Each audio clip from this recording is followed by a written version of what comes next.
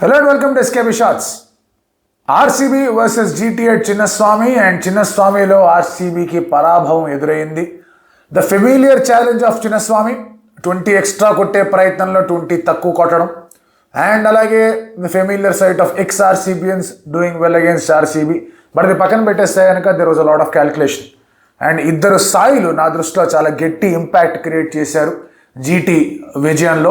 And అందుకే సాయి శరణం అంటుంది జీటీ. ఏం జరిగింది మ్యాచ్లో? Let's get started.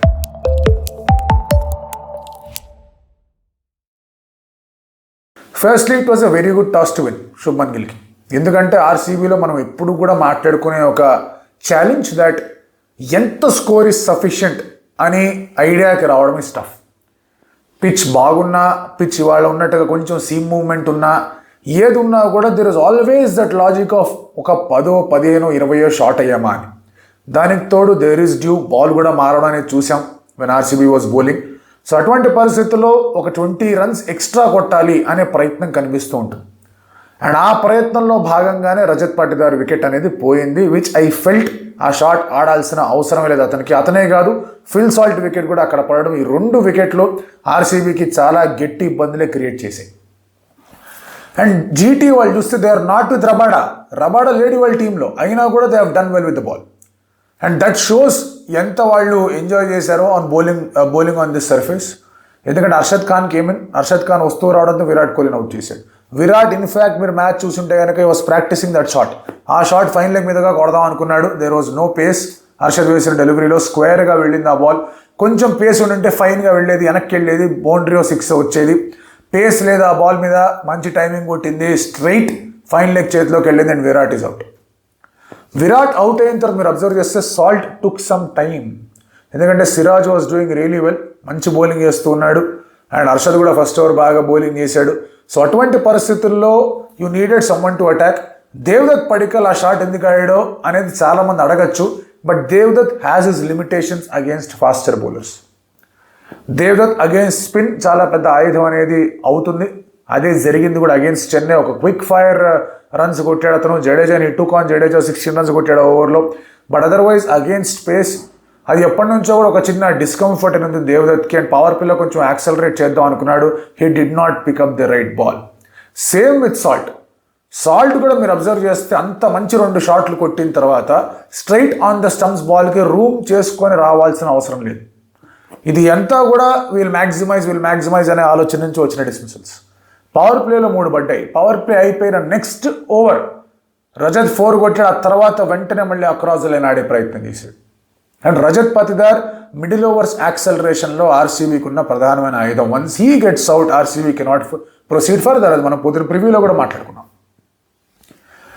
And there was still a partnership. Jitesh and Livingstone horrible fielding చేశారు. జీటీ క్యాచ్లు డ్రాప్ చేశారు, స్టంప్ అవుట్ మిస్ అయింది. అండ్ ఇటువంటి పరిస్థితుల్లో దెర్ వాజ్ ఎవ్రీ ఛాన్స్. ఎందుకంటే ఒక క్యాచ్ డ్రాప్ అయ్యి ఒక స్టంప్ అవుట్ మిస్ అయినప్పుడు ఇక రన్ అవే అయిపోతుంది ఆ గేమ్. ఆపోనెంట్స్ తీసుకుని వెళ్ళిపోతారు, especially when your prime bowler Rashid Khan is not in form. అటువంటి సమయంలో మిడిల్ ఓవర్స్లో టైట్ బౌలింగ్ చేశాడు సాయి సుదర్శన్. టైమ్లీ వికెట్ పడింది అక్కడ. జితేష్ శర్మది మంచి క్యాచ్, రాహుల్ తేవాతో క్యాచ్ వదిలాడు. లివింగ్స్టన్ది బట్ ఈ క్యాచ్ అయితే పట్టుకున్నాడు. అండ్ దెన్ నా ఫేవరెట్ ప్లేయర్ని కూడా అవుట్ చేశాడు. సాయి కిషోర్ వచ్చి అది క్యారమ్ బాల్ లాంటిది వేసాడు. అది గ్రిప్ అయింది ఆ సర్ఫేస్ మీద. Cotton ball dismissal. Krunal Pandya కూడా అవుట్ అయ్యాడు. And they were losing wickets. అక్కడ 6 పడ్డాయి. David had to come. లాస్ట్లో రికవరీ బాగుంది, లివింగ్స్టన్ రికవరీ. కానీ ఆ తర్వాత డేవిడ్ లాస్ట్లో ఆ మాత్రం షాట్లు కొట్టాడు కాబట్టి స్కోర్ 170 దాకా వెళ్ళింది. 40 లోపల 4 వికెట్లు కోల్పోయిన తర్వాత you don't generally expect RCB to reach 170. But ఈ టీంలో మార్పులు వచ్చాయి ఆర్సీబీలో. They figured out players who can also play in the lower middle order. అది లాస్ట్ 2 సీజన్లో ఆర్సీబీ అయితే కనుక 170 వచ్చే ఛాన్సే లేదు, సీనే లేదు. సో ఆ డెవలప్మెంట్ అనేది ఆప్షన్లో వాళ్ళు తీసుకున్న నిర్ణయాలని ఇక్కడ కూడా కనిపించాయి. సో మళ్ళీ that is again job well done to all the staff, DK, Andy and everybody.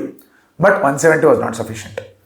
It could have been possible ఎప్పుడైతే మీకు పవర్ ప్లేలో జాష్ హేజల్వుడ్ ఎప్పట్లాగే అద్భుతమైన రీతిలో బౌలింగ్ చేసి ఉంటే. అగేన్స్ కేకేఆర్ ఈ bowl terrifically well. Against Chennai super kings was brilliant. ఆ రీతిలో బౌలింగ్ వచ్చుంటే కనుక బెటర్గా ఉండేది. బట్ ఇద్దరు గిల్ అండ్ సాయి సుదర్శన్ చాలా క్లెవర్గా ఫస్ట్ 3.5 ఓవర్స్ ఆడారు. ఎందుకంటే ఇనిషియల్గా బాల్ స్వింగ్ తిరుగుతుంది. అటువంటి సమయంలో they did not play fall shot ఒకటి. ఒకటే ఒక ర్యామ్ షాట్ అనేది ఆడాడు సాయి సుదర్శన్, అది బాల్ 6కి వెళ్ళేది. అదే షాట్ ఆడి ఈవెన్చువల్ అవుట్ అయ్యాడు, అది వేరే విషయం. ఆ ఒక్క షాట్ మినహాయించి ఇద్దరు batters look to get off the strike. Gill in fact భువీని ఫేస్ చేద్దాం అనుకోలేదు ఇనిషియల్గా, హేజల్వుడ్ని కూడా ఇద్దరు కూడా ఎక్కువ ఫేస్ చేద్దాం అనుకోలేదు.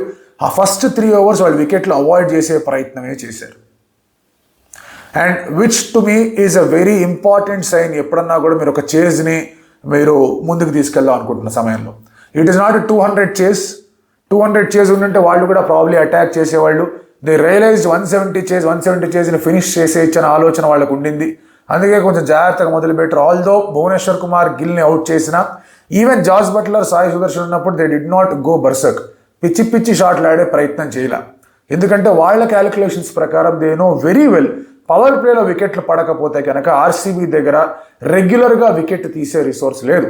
మావాడు అప్పుడప్పుడు బౌలింగ్ చేసి వికెట్లు తీస్తాడు, కానీ ఎప్పుడు మావాడు బౌలింగ్ చేయాలంటే కుదరదు. సో అటువంటి పరిస్థితుల్లో కొంతమంది డౌట్ రావచ్చు that they could have used మనం సుయష్ శర్మని యూజ్ చేయొచ్చు కదా, రసిక్ సలాందర్ని ఎందుకు తీసుకొచ్చారు. I think Rasikh Salamdar is a good move. ఎందుకంటే there is nothing for the spin. Rashid Khan ఎట్టా కొట్టారో చూసాం, అండ్ కూర్చొని కొట్టేస్తున్నారు సింపుల్గా. మనోడేసే పేస్కి ప్రాబబ్లీ ఇది సెట్ కాదు. రసిక్ సలాందర్ వచ్చారంటే కొంచెం ఇంటూ ది వికెట్ వేయగలడు, బాల్ కొంచెం హోల్డ్ అయ్యి రావచ్చు, కొంచెం మూవ్ అవ్వచ్చు, అక్కడ వికెట్లు పడే అవకాశం ఉండొచ్చు అనే ఆ స్టెప్ తీసుకున్నారు. But unfortunately for them Rasikh సలాందర్ని జాస్ బట్లర్ శ్రద్ధ కొట్టాడు. యష్ దయాల్ని కూడా జాగ్రత్తగా ఆడారు. సో వీళ్ళిద్దరి దగ్గర నుంచి రన్స్ మిల్క్ చేసే ప్రయత్నాలు చేశారు. వెన్ కృణాల్ పాండ్యా కేమిన్ అతన్ని బాగా అటాక్ చేశారు. సాయి సుదర్శన్ మంచి షాట్, మంచి నాక్స్, మంచి షాట్స్ ఆడాడు, మంచి నాక్ ఆడాడు, ఈవెన్చువలీ గాట్ అవుట్. జాష్ హేజల్వుడ్కి అవుట్ అయ్యాడు. బట్ ఆ తర్వాత షెరిఫెన్ రూదర్ఫోర్డ్ వచ్చేసరికి బట్లర్ రెడీగా ఉన్నాడు. బట్లర్ వాస్ కంప్లీట్లీ రెడీ, నేను చూసుకుంటా కదా నీకెందుకు అని. అండ్ అందుకే ఏ బౌలర్ వస్తే ఆ బౌలర్ని కొట్టాడు. అండ్ జాష్ హేజల్వుడ్ ఓవర్లోనే మొత్తం మ్యాచ్ అంతా కూడా షెరిఫెన్ రూదర్ఫోర్డ్ బట్లర్ ఫినిష్ చేసేసారు. It is a convincing victory Gujarat టైటన్స్కి. బ్యాక్ టు బ్యాక్ విన్స్ వచ్చే వాళ్ళకి. ఫస్ట్ మ్యాచ్ వాళ్ళు కోల్పోయారు, second match again they got that home advantage, third match also they got the away advantage. ఎందుకంటే it was Chinnaswamy. The familiar Chinnaswamy challenge అనేది మళ్ళీ వస్తోంది. And అందుకే మిడిల్ ఓవర్స్లో వికెట్లు తీసే బౌలర్స్ లేకపోతే కనుక they will face an issue. దాన్ని వాళ్ళు జాష్ హేజల్వుడ్ అండ్ భువీ రూపంలో సార్ట్అవుట్ చేసుకునే ప్రయత్నం చేసే ఒక ఆలోచనతో వీళ్ళని పెట్టుకున్నారు. Today it did not work for them. Off day for Josh Hazlewood, off day for RCB. ఇక్కడ ఖచ్చితంగా ప్రూవ్ అయిపోయింది. మనం పొద్దున ప్రివ్యూలో కూడా మాట్లాడుకున్నాం. Now coming back to the game, మీరు అబ్జర్వ్ చేస్తే was there a need Salt ఆ షాట్ ఆడడానికి, రజత్ పట్టిదార్ ఆ షాట్ ఆడడానికి ఏమన్నా అవసరం ఉండిందా?